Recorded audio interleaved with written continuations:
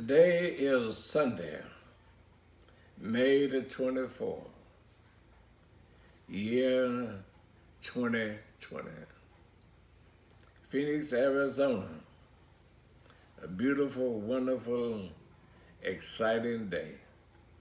Exciting day to be alive on a Sunday morning, looking forward for Memorial Day, which is a very special day. Memorial Day is for us to remember those who have gone on before us and who have died, those also in the military. Great numbers and scores of them lie in the tombs and in the graves. Yet we want to remember them because this is Memorial Day. What does it mean to our young folk today?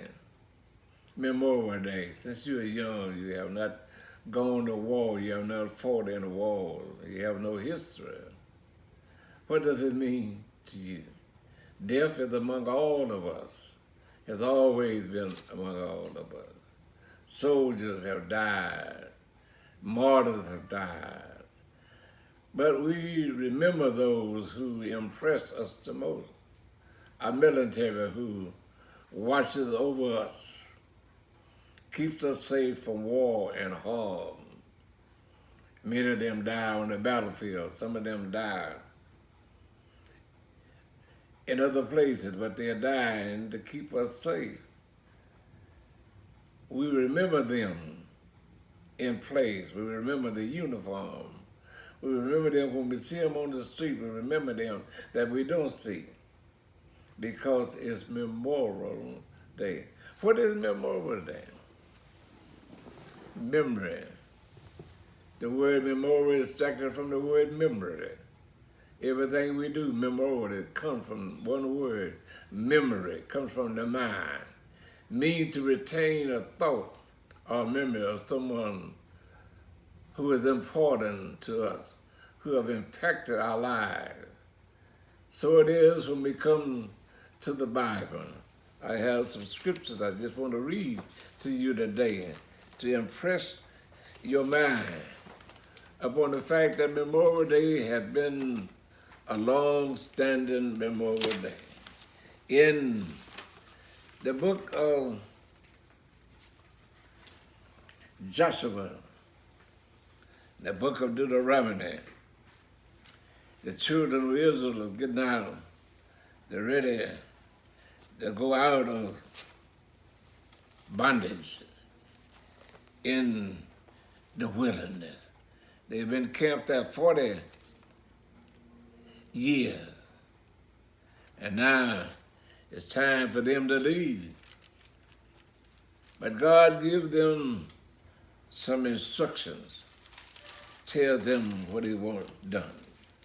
Look in the book of Deuteronomy, chapter 34, verse 5. Listen as God speaks to us from his word.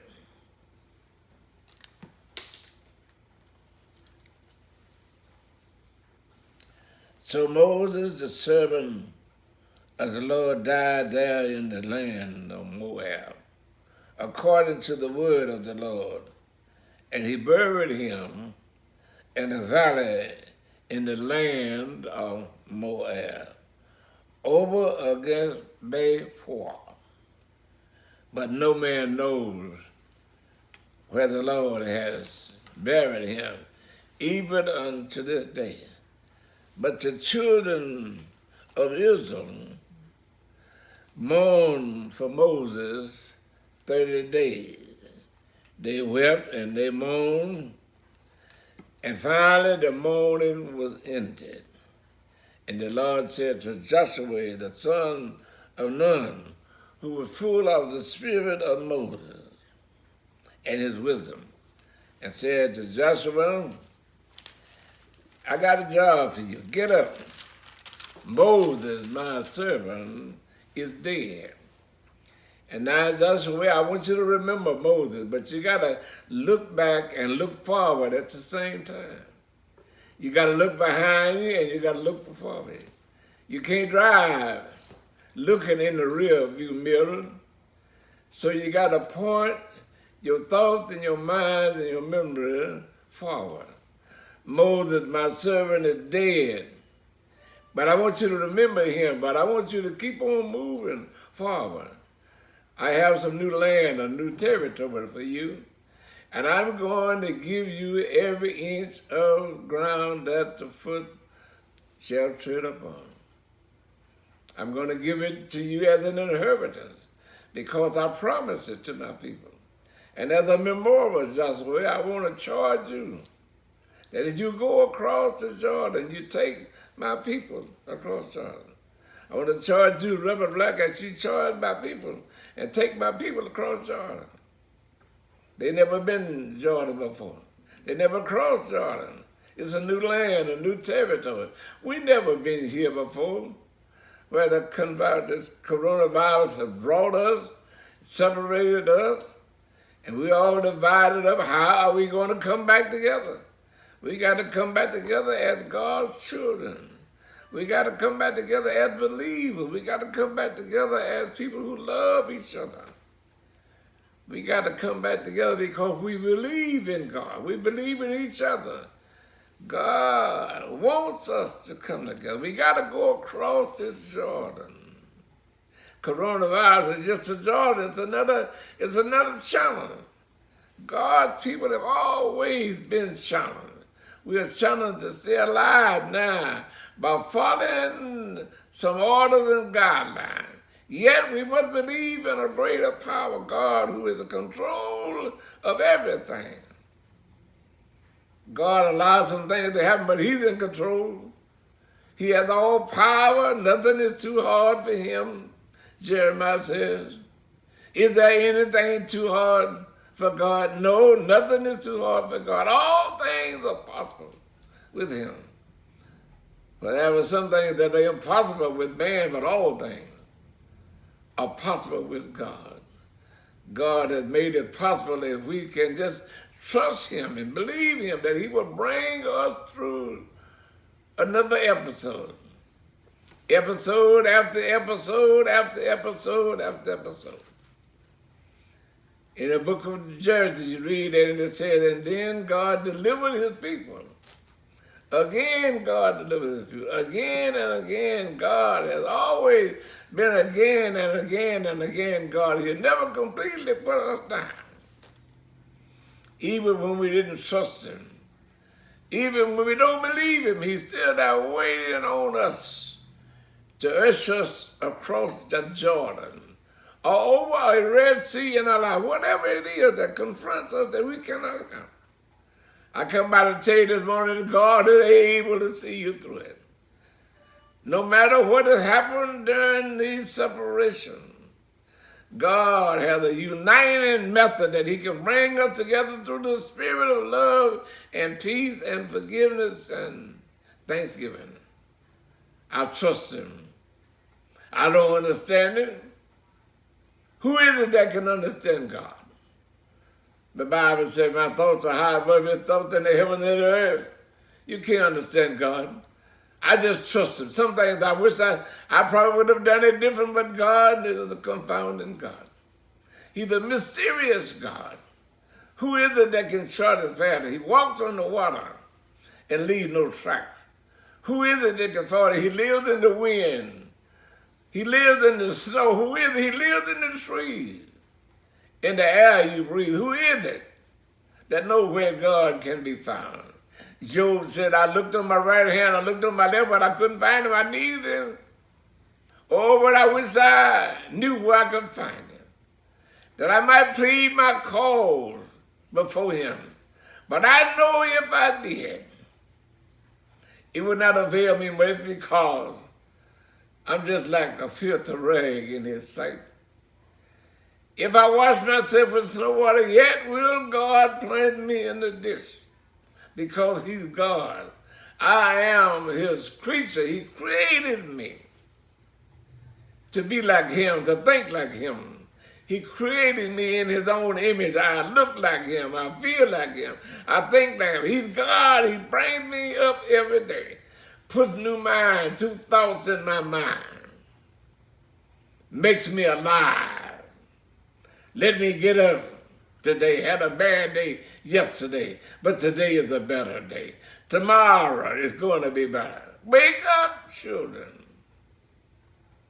Trust God for everything. You don't have to know the whole Bible to trust God.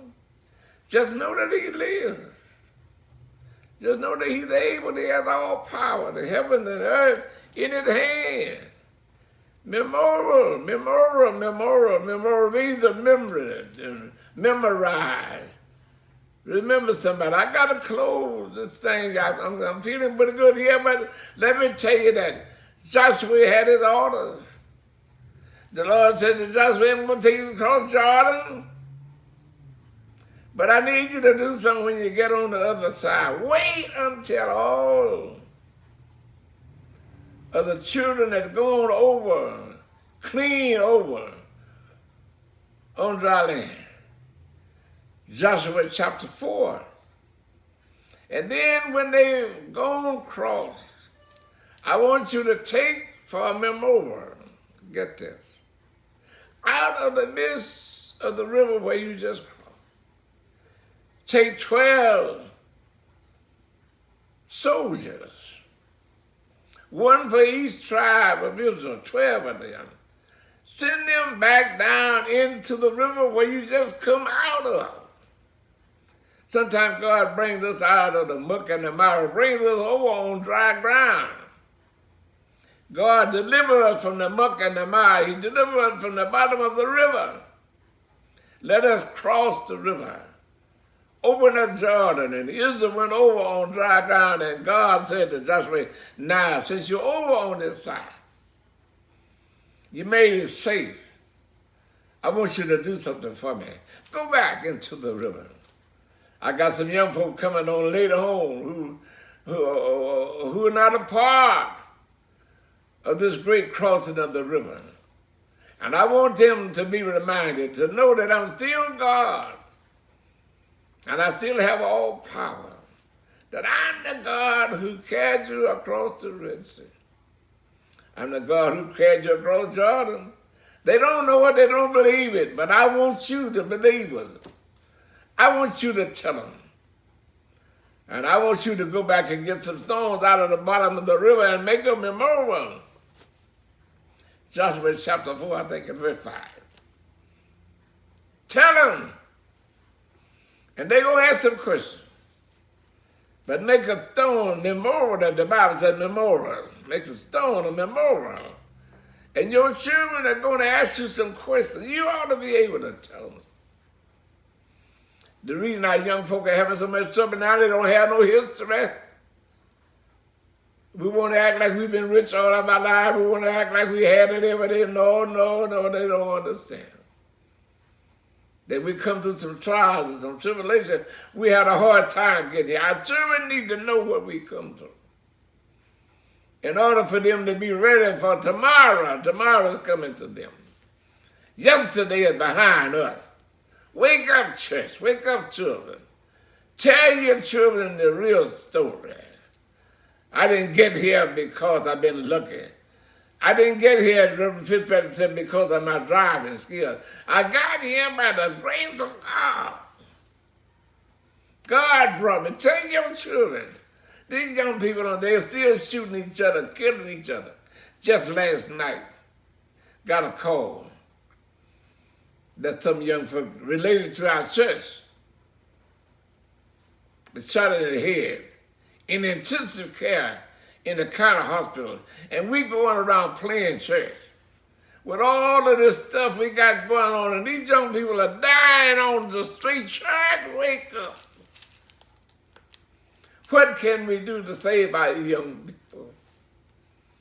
I want y'all to hear me. The church got to stop playing games. We don't really believe what we're doing. We don't really believe what we're saying. We got to put some faith in our speech. We got to put some faith in our doing. Faith It's the substance of things hoped for, the evidence of things that, well, that's fine to quote it. But how strong is your faith?